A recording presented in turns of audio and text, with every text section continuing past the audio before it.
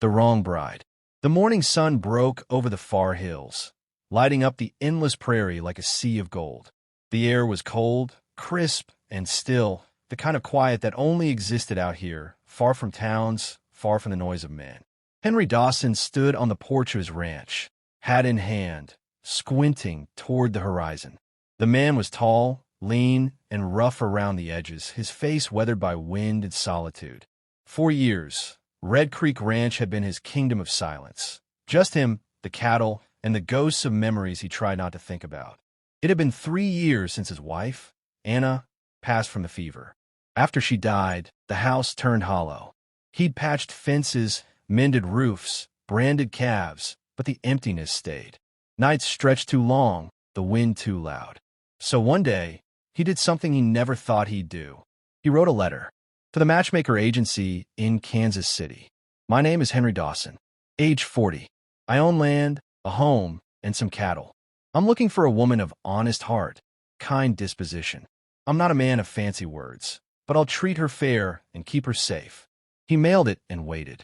Months passed. Then came the telegram. Bride arriving by wagon, October 2nd. He'd read that line over and over, his heart thudding with something between hope and fear. For the first time in years, Henry had something to look forward to. The morning she was to arrive, Henry rose early. He shaved, brushed his coat, and even put wildflowers in a glass jar on the table. He looked around the small house, the neat bed, the swept floors, the smell of coffee, and nodded. Everything was ready. He tried to picture her, Miss Clara Whitmore. Maybe she'd be shy, soft-spoken, with gentle eyes. Maybe she'd hum when she cooked. Maybe she'd fill the silence that had hung in this place for far too long. Then he heard it, the distant creak of wagon wheels. His heart jumped. He stepped off the porch, dust rising around his boots as the wagon drew closer, pulled by 2 tired-looking horses. The driver tipped his hat as the wagon stopped. Henry straightened his jacket, nervous. Then a woman stepped down, tall, with brown hair tucked under a faded bonnet. Her dress was plain, worn from travel. Her eyes, gray as the morning sky, met his. "Miss Whitmore?" Henry asked, voice steady but unsure. "Yes, sir," she said, offering a tired smile. "I'm Clara Whitmore." Before he could speak again, she turned back to the wagon and helped down a small boy. Then another. Then 3 girls, one clutching a rag doll, and finally a baby bundled in a quilt. Henry blinked. "Ma'am, who are all these children?" "They're mine," she said simply. 5 of them. The driver tipped his hat again. "Good luck, ma'am." "Good luck, sir." And with a whip of the reins, the wagon rolled away, leaving a cloud of dust and silence.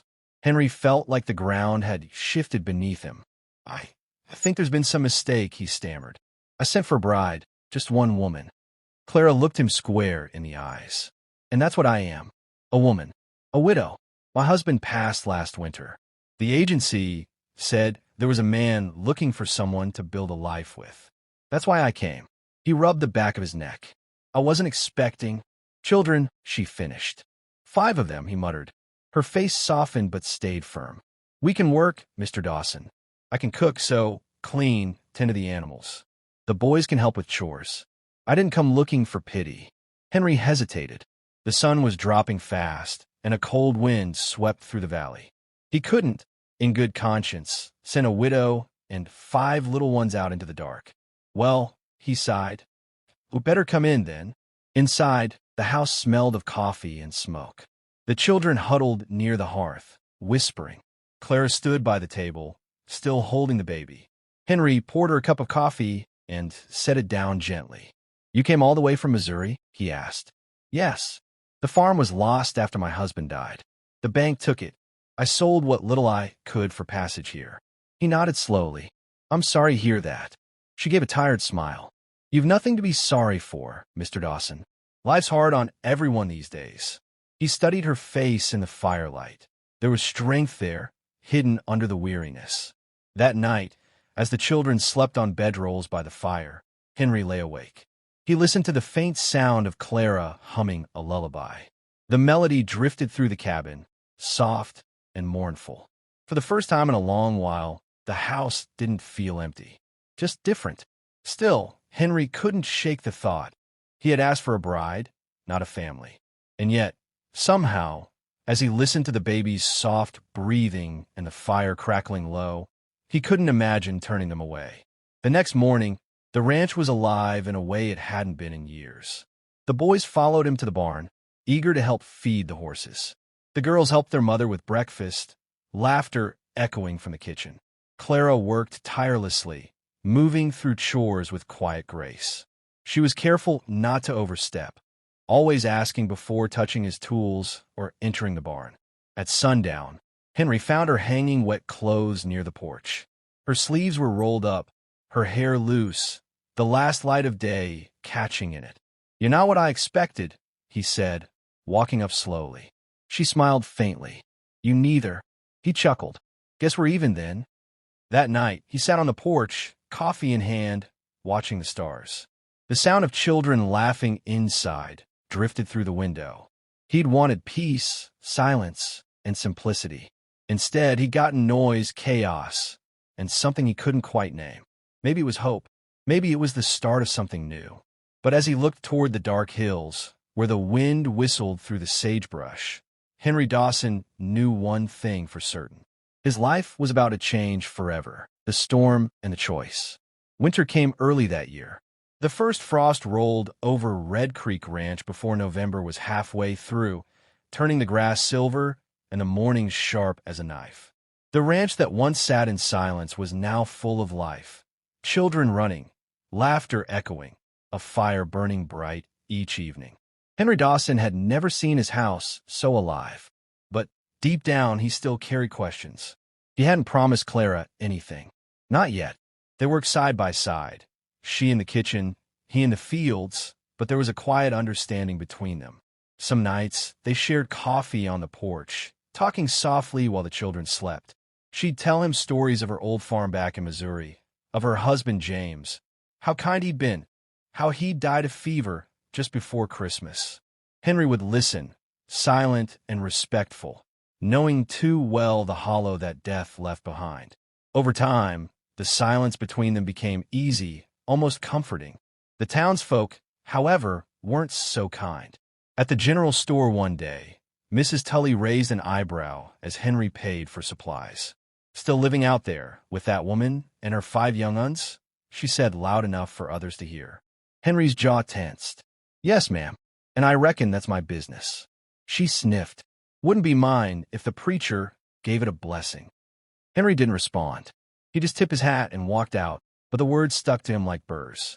That night, he sat on the porch, staring into the distance, his coffee long gone cold. Clara came out quietly, wrapping her shawl tight around her shoulders. "Hard day?" she asked. He nodded. "People talk." She sighed. "They always do." He looked at her, her face lit by the warm glow of lamplight spilling through the window. "It ain't right, them treating you like you've done something wrong." She smiled sadly. "They don't mean harm, Henry. Just don't understand." He leaned back, his voice low. "Maybe they would if I gave him a reason to stop talking." Clara frowned. "What do you mean?" Henry hesitated, then looked her in the eyes. "I mean, maybe we make this arrangement official." Her lips parted in surprise. "Henry, I ain't a skin you for pity," he said softly. "You and them kids, you made this place feel alive again. I can't imagine it empty like it used to be. You don't owe me an answer tonight. Just think on it." She looked down, eyes glistening. "You're a good man, Henry Dawson." He gave a small smile. "Took me a while to remember how to be one." The following week brought the storm. A wind from the north howled across the plains, shaking the shutters and whistling through the cracks in the barn. Snow came hard and fast, piling against the fences. Henry worked to tie down the horses, his coat flapping like a sail. Inside, Clara gathered the children near the fire, her voice calm but firm. The baby whimpered, and she hummed softly, trying to keep them warm. Suddenly, a shout split through the storm. It was one of the boys, Tommy, the eldest. He'd run out to help Henry, but had slipped into the snow near the barn. The wind drowned out his cries. "Tommy!" Clara screamed, grabbing her shawl. Henry turned at the sound, heart slamming. He saw the boy's small figure near the fence, half buried in the snow. Without hesitation, he plunged into the blizzard, the cold cutting like glass. He reached Tommy just as the wind tore the barn door open. Inside, a lantern had fallen, flames licking up the straw. The horses reared in panic, their screams drowned by the roar of the fire. Henry grabbed the boy, covered him with his coat, and ran through the smoke. Heat scorched his arms, his lungs burning as he stumbled back to the house. Clara threw the door open, crying out as Henry burst through, carrying Tommy in his arms. Both were soaked and shaking. "Dear Lord," she gasped, pulling the boy close. "Are you hurt?" Henry coughed hard, his face streaked with soot. "Just a few burns." "He's fine." She pressed her forehead against his, trembling. "You could have died." He smiled faintly. "Would have done it again." She drew back, tears at her eyes. "Why, Henry? Why risk yourself like that?" He looked at her, steady and certain. "Because he's my boy, and you're my family, whether I said the words or not." For a long moment, neither of them spoke. Then Clara's hand found his, fingers trembling, warm against the cold. By morning, the storm had passed. The barn was half burned, but the horses survived. The sun rose pale and cold over the snow, shining on a land that had endured. Henry stood outside, his arm bandaged, watching the light spread over the valley. Clara came to stand beside him, the baby sleeping in her arms. She looked at him, eyes soft. "You meant what you said, didn't you?" He nodded slowly. "Every word." She smiled through tears. "Then it's time we give these children a home with a name that belongs to all of us." A week later, a small wagon rolled up the hill carrying Reverend Miller from town. The ceremony was simple. No flowers, no music, just two people standing hand in hand on the porch, 5 children watching with wide eyes as the wind rustled through the sage. "I now pronounce you man and wife," the preacher said, his voice warm with approval. The youngest girl tugged at Henry's coat. "Does that mean you're a papa now?" Henry knelt, smiling through a throat that suddenly felt tight. "If you'll have me." The little girl grinned. "We already do." That night, as the fire crackled and the children slept peacefully, Henry sat beside Clara on the porch. The sky stretched endless above them, scattered with stars. She leaned her head against his shoulder.